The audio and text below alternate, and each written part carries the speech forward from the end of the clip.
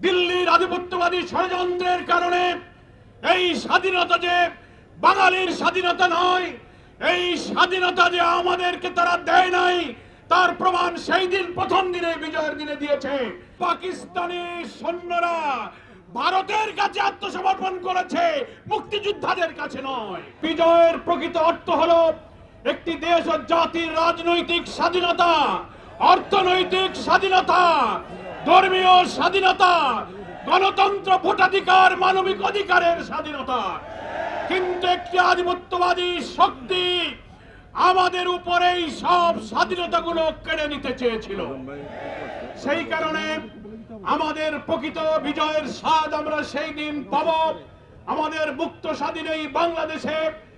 আমাদের স্বাধীন বাংলাদেশে অর্থনীতি, রাজনীতি, সংস্কৃতি, শিল্প, সভ্যতার মুক্ত স্বাধীন অধিকার যেদিন আমরা অর্জন করতে পারবো, সেই দিন বিজয়ের স্বাদ আমরা গ্রহণ করব।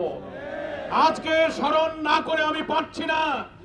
সকাল 7টা ঐতিহাসিক সেই সোহরাওয়ার্দী উদ্যান থেকে আমাদের সংগ্রামী আমিরে জামাত, বাংলাদেশের 18 কোটি মানুষের নন্দিত নেতা ডক্টর শফিকুর রহমান যে যুব ম্যারাথনের ঐতিহাসিক উদ্বোধন ঘোষণা করেছিলেন, হাজার হাজার রাজধানীবাসী সেই ম্যারাথনে যুক্ত হয়ে আজকে প্রায় 7-8 কিলোমিটার আপনারা ম্যারাথনে যুক্ত হয়ে মানিক এভিনিউতে হাজির হয়েছেন। আমি তাদের সকলকে মোবারকবাদ জানাই। কিন্তু একটি বেদনার স্মৃতি আমি স্মরণ করি। এই ঐতিহাসিক সোহরাওয়ার্দী উদ্যান হচ্ছে সেই ঐতিহাসিক স্মৃতি বিজড়িত উদ্যান যেখানে 16ই ডিসেম্বর পাকিস্তানি সেনাবাহিনী ওই সোহরাওয়ার্দী উদ্যানে আত্মসমর্পণ করে তাদের অত্যাচার নির্যাতনের স্বীকৃতি দিয়ে বাংলাদেশের মানুষের কাছে ভুলের স্বীকৃতি দিয়ে আত্মসমর্পণ করেছিল। কিন্তু দুঃখজনক হলো দিল্লির আধিপত্যবাদী ষড়যন্ত্রের কারণে এই স্বাধীনতা যে বাঙালির স্বাধীনতা নয়, এই স্বাধীনতা যে আমাদেরকে তারা দেয় নাই, তার প্রমাণ সেই দিন প্রথম দিনে বিজয়ের দিনে দিয়েছে। সেটা হলো জেনারেল নিয়াজির আত্মসমর্পণ করার কথা ছিল, মুক্তিযুদ্ধের সর্বাধিনায়ক এমএজি উসমানীর কাছেই আত্মসমর্পণ করা ছিল। কিন্তু আত্মসমর্পণ অনুষ্ঠানে মুক্তিযুদ্ধের সর্বাধিনায়ক জেনারেল উসমানী কেন অনুপস্থিত ছিল? সেখানে জগজিৎ সিং অরোরার কাছে নিয়াজিকে আত্মসমর্পণ করতে হয়েছিল। তার অর্থ পাকিস্তানি সৈন্যরা ভারতের কাছে আত্মসমর্পণ করেছে, মুক্তিযোদ্ধাদের কাছে নয়।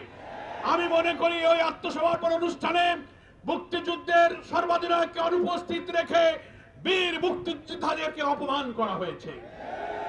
প্রকৃতপক্ষে ভারত 1965 সালে পাকিস্তানের কাছে পরাজয়ের প্রতিশোধ নেওয়ার জন্য স্বাধীনতা যুদ্ধে তারা আমাদের পেছনে এসে দাঁড়িয়েছিল।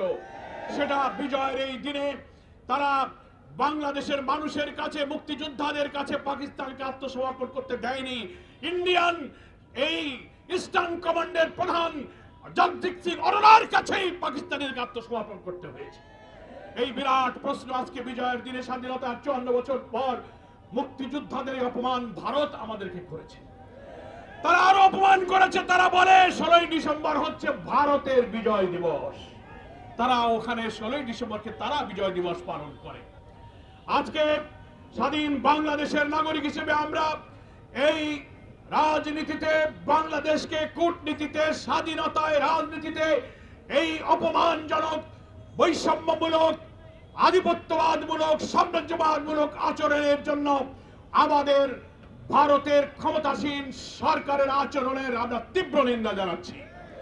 বাংলাদেশের বীর মুক্তিযোদ্ধা যারা 71-এ 9 মাস বাংলাদেশের রণাঙ্গনে মুক্তির লড়াইয়ে যারা জীবন দিয়েছিলেন, সংগ্রাম করেছিলেন, আহত হয়েছিলেন, আজও যারা বেঁচে থেকে স্বাধীনতার এই গর্বিত অঙ্গীকার এবং সুফল নিয়ে বেঁচে আছেন, বাংলাদেশ জামাত ইসলামের পক্ষ থেকে আমি তাদেরকে আন্তরিক অভিনন্দন, শুভেচ্ছা জানাই। যারা বিদায় নিয়েছেন, আল্লাহ তাআলা তাদেরকে শাহাদাতের মর্যাদা দান করুন। আজকের ঐতিহাসিক দিনে আমি জুলাই যোদ্ধা শরীফ উসমান হাদির দ্রুত আরোগ্য কামনা করি মহান আল্লাহ তাআলার দরবারে। হে হায়াতের মালিক, আধিপত্যবাদ বিরোধী জনতার উচ্চ কণ্ঠ মৃত্যু ভয়হীন অপ্রজিদ্ধ চেতনার মৃত্যুঞ্জয়ী বীর হচ্ছে শরীফ উসমান হাদী। এমন সময় তাকে টার্গেট করে গুলি করা হয়েছে, তার আগের দিন বাংলাদেশের নির্বাচনের তফসিল ঘোষণা করা হয়েছে। গোটা জাতি যখন আধিপত্যবাদ বিরোধী, ফ্যাসিবাদ বিরোধী শক্তি ঐক্যবদ্ধ হয়ে নতুন বাংলাদেশের জন্য অভিযাত্রা শুরু করেছে, তারপরের দিন তাকে টার্গেট করে গুলি করা হয়েছে। তার অর্থ হলো নির্বাচনকে বানচাল করে এই দেশকে ভারতের করদ রাজ্যে পরিণত করার প্যাকেজ প্রোগ্রাম তারা শুরু করেছে। তার প্রথম টার্গেট ছিল হাদি, এরপরে আর কারা টার্গেট আছে আমরা জানি না। প্রধান উপদেষ্টাকে বিজয়ের দিনে বলবো, এই হামলাকারীদেরকে গ্রেফতার করুন, গোয়েন্দা ব্যর্থতার পর্যালোচনা করুন, বাংলাদেশের সকল ফ্যাসিবাদ বিরোধী নেতৃবৃন্দের নিরাপত্তা নিশ্চিত করুন, আগামী জাতীয় নির্বাচনে 300 আসনে যারা প্রার্থী হবে তাদের নিরাপত্তা নিয়ে আমরা এখন চিন্তিত। এই দায়িত্ব সরকারকেই পালন করতে হবে। সংগ্রামী দেশবাসী, আসুন আগামী জাতীয় নির্বাচন বানচালের সকল ষড়যন্ত্রকে রুখে দিয়ে আমরা ফ্যাসিবাদ বিরোধী চেতনাকে ধারণ করে আমাদের শরীফ উসমান হাদীর এই অকুতোভয় আত্মত্যাগ, এই সাহসী চেতনাকে বুকে নিয়ে আগামী নির্বাচনে আধিপত্যবাদ বিরোধী ইসলামী জনতার নতুন বাংলাদেশ গড়ার স্বপ্নকে আমরা বিজয়ী করি। আমি আপনাদের সকলকে সেই আহ্বান জানাই, কষ্ট করে সকাল থেকে বিজয়ের দিবসের এই সূর্যোদয়ের সময় থেকে রাজধানীবাসীকে বিজয়ের আনন্দ, বিজয়ের বার্তা দিয়ে জামাত ইসলামীর কেন্দ্রীয় যুব বিভাগের এই কর্মসূচিকে যারা সফল করেছেন, আমাদের যুব বিভাগের যিনি প্রধান সহকারী সেক্রেটারি জেনারেল এহসানুল মাহবুব জুবায়ের নেতৃত্বে আজকের এই যুব র্যালি এই রাজধানীর সড়ক প্রদক্ষিণ করেছে। আমাদের যুব ম্যারাথন, সেখানে তারা অংশ নিয়ে এই রাজপথ তারা প্রদক্ষিণ করেছেন। আরো অনেক নেতৃবৃন্দ এখানে আছেন। ঢাকা মহানগরী উত্তরের সংগ্রামী নায়েবে আমির আব্দুর রহমান মুসা ভাই এখানে উপস্থিত আছেন। মঞ্জুরুল ইসলাম ভুঁইয়া কেন্দ্রীয় কোর পরিষদ সদস্য এখানে উপস্থিত আছেন। আমাদের রাজধানীর আগামী জাতীয় নির্বাচনে বিভিন্ন আসনের মনোনীত সংসদ সদস্য প্রার্থীরা এখানে উপস্থিত হয়ে আজকের এই যুব ম্যারাথনকে জনগণের কাছে নিয়ে গিয়ে সফল করেছেন। তাদের সকলকে আন্তরিক ধন্যবাদ জানাই।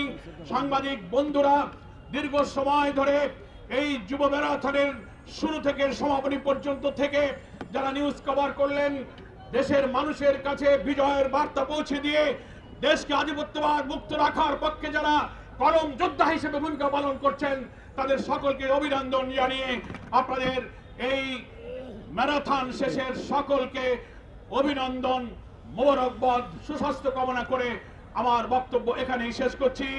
আল্লাহ হাফেজ। বাংলাদেশ জিন্দাবাদ। বাংলাদেশ জামাত ইসলামী জিন্দাবাদ।